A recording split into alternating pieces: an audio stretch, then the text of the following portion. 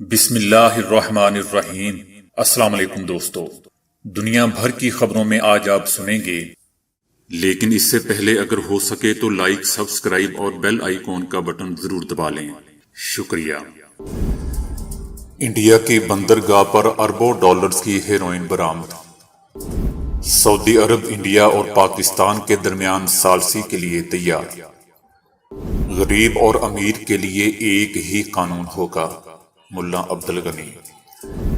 امریکہ کو اپنے ماضی کے جنگی جرائم پر جواب دہ ہونا ہوگا، طالبان۔ آبدوز معاہدے کی منسوخی پر امریکہ اور فرانس کی کشیدگی نے مغربی دنیا کو ہلا کر رکھ دیا۔ بجلی $2.07 فی یونٹ مہنگی ہونے کا امکان۔ بادلوں کو چھوتی ہوئی دنیا کی بلند ترین عمارتیں۔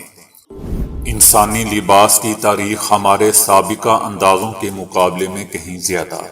تو آئیے چلتے ہیں اب خبروں کی تفصیل کی جانب۔ انڈیا میں حکام نے کہا ہے کہ افغانستان سے آنے والی اربوں ڈالرز کی ہیروئن کو ایک بندرگاہ پر قبضے میں لے لیا گیا ہے۔ برطانوی اخبار گارڈین کے مطابق مغربی انڈیا میں حکام نے ایک بڑی کارروائی میں 3 ٹن ہیروئن کو قبضے میں لیا ہے۔ ریاست گجرات کی مندرا پورٹ پر 2 کنٹینرز کی ڈائریکٹوریٹ آف ریونیو انٹیلی جنس نے تلاشی لی۔ ان دونوں کنٹینرز میں معدنیات کا بتایا گیا تھا، جن میں سے ایک میں 2000 کلو گرام جبکہ دوسرے میں سے 1000 کلو گرام برآمد کی گئی۔ دونوں کنٹینرز افغانستان سے ایرانی بندرگاہ کے راستے گجرات لائے گئے تھے۔ اس کارروائی میں 2 انڈین شہریوں کو حراست میں لیا گیا ہے۔ اس کی مالیت $2.70 ہے۔ اس بڑی کھیپ میں افغان شہریوں کے ملوث ہونے کا بھی الزام لگایا گیا، تاہم کسی افغان باشندے کی گرفتاری عمل میں نہیں لائی گئی۔ افغانستان کو دنیا میں دوستو ہیروئن پیدا کرنے والے سب سے بڑے ملک کے طور پر دیکھا جاتا ہے۔ سعودی عرب نے کہا ہے کہ سعودی عرب انڈیا اور پاکستان کے درمیان ثالثی کے لیے تیار ہے، لیکن وقت کا تعین دونوں ممالک ہی کریں گے۔ سعودی وزیر خارجہ نے یہ بات انڈیا کے دی ہندو اخبار کو انٹرویو کے دوران کہی۔ انڈیا اور پاکستان جوہری ہتھیاروں سے لیس پڑوسی ہیں اور دونوں کا مقبوضہ وادی کے متنازع علاقے کے کچھ حصوں پر کنٹرول ہے، لیکن دونوں پوری ریاست پر دعوے دار ہیں۔ اس سوال کے جواب میں کہ کیا سعودی عرب مایوس تھا کہ پاکستان اور انڈیا کے درمیان مذاکرات دوبارہ شروع نہیں ہوئے، شہزادہ فیصل بن فرحان نے کہا کہ جب بھی ہو سکا ہم ہمیشہ اپنے اچھے فورم فراہم کریں گے، لیکن اس کے لیے درست وقت کا تعین انڈیا اور پاکستان پر منحصر ہوگا۔ انڈیا اور پاکستان نے مقبوضہ وادی پر اپنے 3 میں سے 2 لڑائیاں لڑی ہیں۔ پاکستان انڈیا پر مقبوضہ وادی میں انسانی حقوق کی خلاف ورزیوں کا الزام لگاتا ہے، جبکہ انڈیا کا کہنا ہے کہ پاکستان مقبوضہ وادی کے اپنے زیر انتظام حصے میں عسکریت پسندوں کی پشت پناہی کرتا ہے۔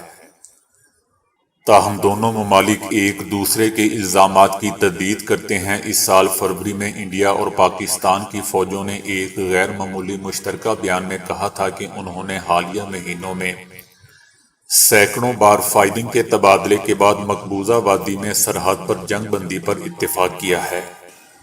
دوسری طرف واشنگٹن میں متحدہ عرب امارات کے سفیر نے کہا ہے کہ متحدہ عرب امارات انڈیا اور پاکستان کے درمیان ثالثی کر رہا ہے تاکہ حریفوں کو صحت مند تعلقات قائم کرنے میں مدد ملے۔ دوستو یاد رہے کہ 2019 میں انڈیا نے اپنے زیر انتظام کشمیر کی خصوصی حیثیت واپس لے لی تھی تاکہ وہ اس علاقے پر اپنی گرفت مضبوط کر سکے، جس نے پاکستان میں غم و غصے، سفارتی تعلقات کی تنزلی اور 2 طرفہ تجارت کی معطلی کو جنم دیا تھا۔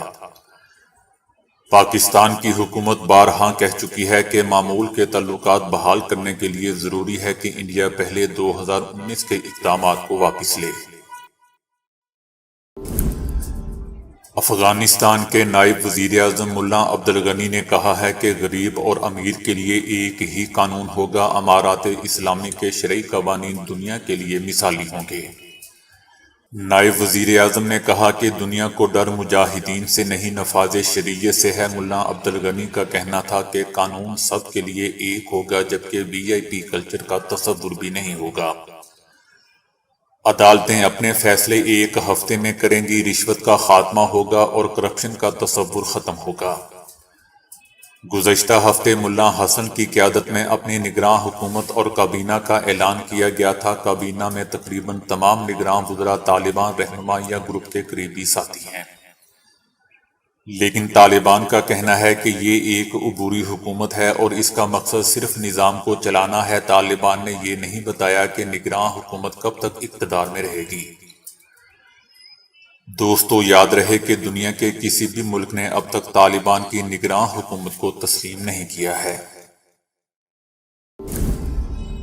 طالبان نے کہا ہے کہ امریکہ کو افغان لڑائی کے دوران کی گئی قتل و غارت گری پر معافی مانگنا ہوگی اور لواحقین کی تلافی کے طور پر مالی امداد بھی کرنا ہوگی۔ امریکہ نے اگست کے آخر میں ڈرون حملے میں بچوں سمیت 10 افراد کی اموات کو سنگین غلطی تسلیم کرتے ہوئے کہا تھا کہ ڈرون حملے کا نشانہ بننے والے تخریب کار نہیں بلکہ معصوم شہری تھے۔ امریکہ کے اس شفاف اعتراف پر طالبان حکومت کے نائب وزیر اطلاع ذبیح اللہ مجاہد نے چینی میڈیا کو انٹرویو میں کہا کہ یہ واحد واقعہ نہیں ہے کہ جب امریکہ نے سنگین جرم کا ارتکاب کیا ہو۔ 20 سالہ افغان لڑائی میں ایسا کئی بار ہو چکا ہے۔ امریکہ کو اپنے ماضی کی قتل و غارت گری اور جنگی جرائم پر جواب دہ ہونا ہوگا۔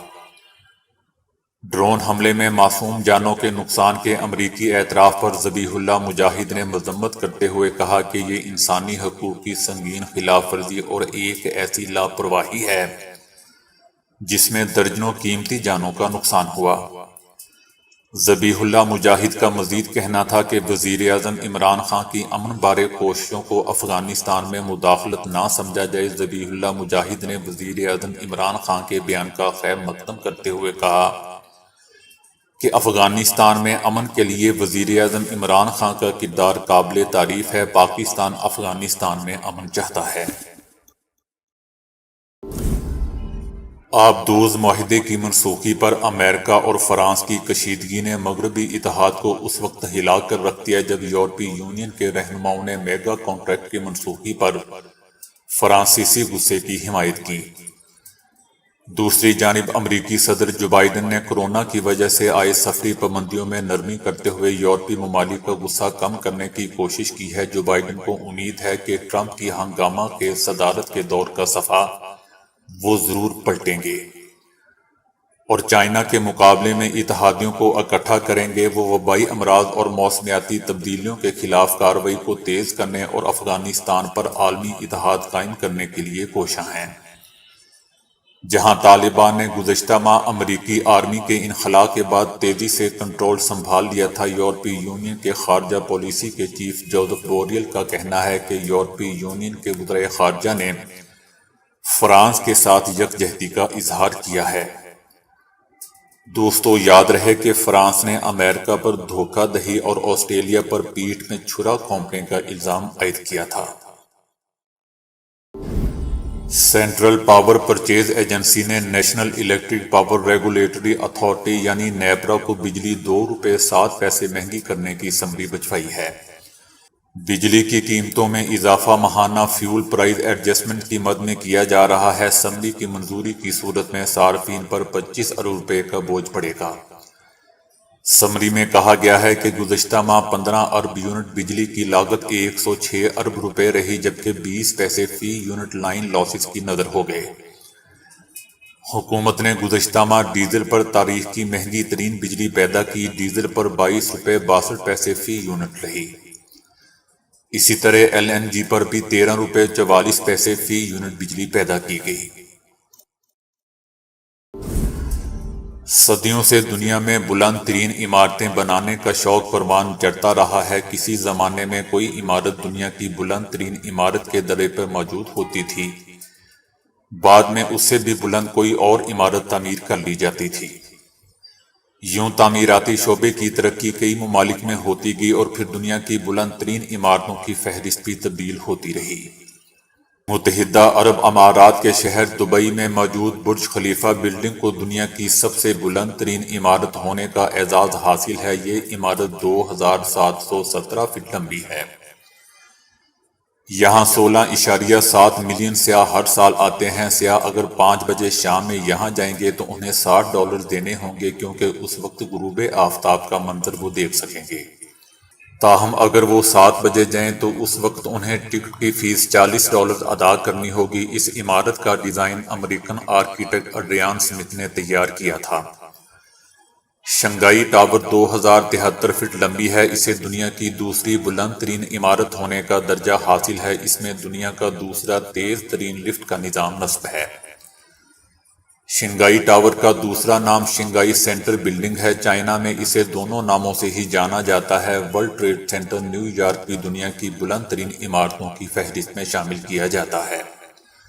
2001 میں طیارہ ٹکرانے کے بعد تباہ ہو جانے والے ورلڈ ٹریڈ سینٹر کی پرانی جگہ پر ہی اس نئی بلڈنگ کو تعمیر کیا گیا ہے۔ یہ امریکہ کی بلند ترین عمارت ہے۔ اس بلڈنگ کا تعمیراتی کام 2006 میں شروع کیا گیا تھا اور اسے 2014 میں مکمل کر لیا گیا تھا۔ اس کی مجموعی لمبائی 1776 فٹ ہے۔ شنگھائی ورلڈ فائنینشیل سینٹر، اس بلڈنگ میں چائنا کے مہنگے ترین لگژری ہوٹلز، شاخیں اور نجی اور سرکاری آفیسز موجود ہیں، اس لیے اسے چائنا کی اہم ترین عمارتوں میں شامل کیا جاتا ہے۔ اس کی لمبائی 1614 فٹ ہے۔ اسے ایک امریکن آرکیٹیکٹ فرم کوہن پیڈرسن فاکس ایسوسی ایٹس نے ڈیزائن کیا ہے۔ International commerce centre Hong Kong میں یہ 108 فلورز پر مبنی عمارت ہے۔ اس کی لمبائی 1588 فٹ ہے۔ اس بلڈنگ کا ڈیزائن بھی امریکن آرکیٹیکٹ فرم کوہن پیڈرسن نے ڈیزائن کیا ہے۔ Central park tower new York city کی سب سے اونچی رہائشی عمارت ہے۔ اس کی لمبائی 1550 فٹ ہے۔ اسے امریکہ کی دوسری بلند ترین عمارت ہونے کا اعزاز حاصل ہے۔ 131 فلورز پر مبنی اس بلڈنگ میں 11 لفٹس موجود ہیں، جو یہاں کی رہائشیوں کو پلک جھپکتے میں ان کے مطلوبہ فلور تک پہنچا دیتی ہیں۔ امریکی سائنسدانوں نے مراکش سے ملنے والے 1,20,000 سال قدیم اوزاروں پر تحقیق کے بعد بتایا ہے کہ انہیں چمڑے سے انسانی لباس بنانے میں استعمال کیا جاتا تھا۔ اس سے پہلے ماہرین کا خیال تھا کہ انسان نے آج سے لگ بھگ 40,000 سال پہلے ہی اپنے لیے لباس بنانا شروع کیا تھا، جبکہ اس سے پہلے وہ جانوروں کی کھال اوڑھ کر خود کو موسم کی سختیوں سے بچایا کرتا تھا۔ نئی تحقیق جو ایریزونا اسٹیٹ یونیورسٹی کی سربراہی میں کی گئی ہے، انسانی لباس کی تاریخ کو ہمارے سابقہ اندازوں کے مقابلے میں کم از کم 80,000 سال زیادہ قدیم ثابت کرتی ہے۔ اس تحقیق کی تفصیل ریسرچ جرنل آئی سائنس کے تازہ شمارے میں شائع ہوئی ہے، جس میں مراکش کے غاروں سے ملنے والے 60 سے زیادہ قدیم اوزاروں کا باریک بینی سے جائزہ لیا گیا۔ یہ اوزار 90,000 سے 1,20,000 سال قدیم ہے، جنہیں ویل اور ڈولفن جیسے جانوروں کی ہڈیوں سے تیار کیا گیا ہے۔ ان میں سے کئی اوزاروں پر کچھ مخصوص نشانات ایسے تھے کہ جیسے انہیں جانوروں کی کھال سے لباس بنانے میں استعمال کیا جاتا تھا۔ 1,20,000 سال پہلے بنائے گئے یہ اوزار لباس سازی میں استعمال ہونے والے قدیم اوزاروں سے بے حد مماثلت رکھتے تھے۔ دوستو، یاد رہے کہ اب تک قدیم ترین انسانی لباس کے بارے میں ہماری معلومات بہت محدود ہیں، کیونکہ چمڑے سے بنا ہوا لباس بے حد نرم ہوتا ہے، جسے احتیاط سے سنبھال کر رکھا نہ جائے تو وہ صرف چند صدیوں کے بعد ہی گل کر مکمل ختم ہو جاتا ہے۔ ایسی صورت میں ہمارے پاس لباسوں کی بجائے انسانی لباس سازی کے واحد ثبوت کے طور پر وہ قدیم اور سخت اوزار ہی باقی بچتے ہیں جنہیں لباس بنانے میں استعمال کیا جاتا تھا، اور جو ہزاروں لاکھوں سال تک موسم کی سختیاں جھیلنے کے بعد بھی کسی نہ کسی حد تک باقی رہ گئے۔ انسانی تہذیب کے آغاز میں مکانات اور زرائع کے علاوہ لباس نے بھی یکساں طور پر اہم کردار ادا کیا تھا۔ اسی وجہ سے یہ تازہ دریافت بھی غیر معمولی اہمیت رکھتی ہے، کیونکہ اس سے ظاہر ہوتا ہے کہ قدیم انسان ہمارے سابقہ خیالات کے مقابلے میں زیادہ ترقی یافتہ اور ہنرمند بھی تھے۔ تو دوستو، ابھی کے لیے اتنا ہی۔ ویڈیو کو لائک اور شیئر کرنے کا بہت بہت شکریہ۔